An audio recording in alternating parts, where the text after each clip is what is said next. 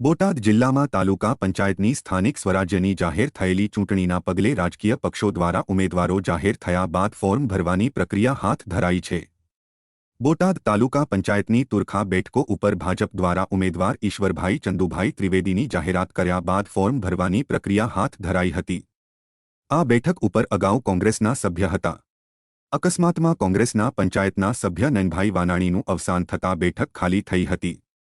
ત્યારે ભાજપે ચૂંટણી આવતા ઉમેદવાર જાહેર કરીને ફોર્મ ભરવાની પ્રક્રિયા પણ હાથ ધરી લીધી છે।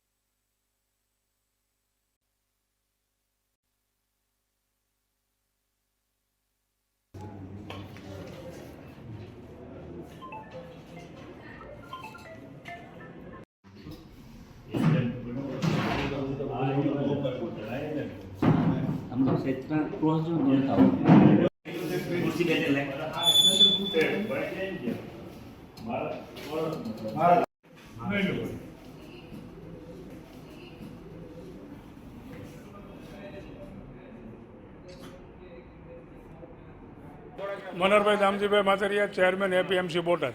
बोटाद जिल्लाની અંદર બે તાલુકા પંચાયતની પેટા ચૂંટણી છે, જેમાં મારું ગામ એટલે તુરખા ગામની તાલુકા પંચાયતના એક સદસ્યનું અવસાન થવાને કારણે આગામી દિવસોમાં પેટા ચૂંટણી યોજાનાર છે, જેમાં તુરખા, રંગપર અને ખાખુઈ 3 ગામનો સમાવેશ થાય છે।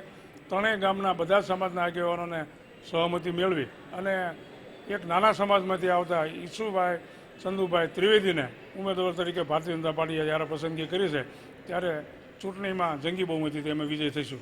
ગઈ વખતે તાલુકા પંચાયતની બેઠકની અંદર કોંગ્રેસના ઉમેદવાર જીતેલ હતા, પરંતુ પરિસ્થિતિ બદલાતા અને નાના સમાજને જ્યારે ગામના બધા જ આગેવાનો ભેગા થઈ અને આગેવાની આપવાનું, અને ઈશ્વરભાઈ તાલુકા પંચાયતમાં પહેલાં સર્વિસ કરતા હતા, જેને કારણે નાના માણસોને કામો કરવા માટે સરળતા પડે એ માટે બધા જ સમાજના લોકોએ સાથે મળી અને ઈશ્વરભાઈ ચંદુભાઈ ત્રિવેદીને બ્રહ્મ સમાજમાંથી જ્યારે ભારતીય જનતા પાર્ટીએ ટિકિટ આપી છે, ત્યારે જંગી બહુમતીથી વિજય થશે।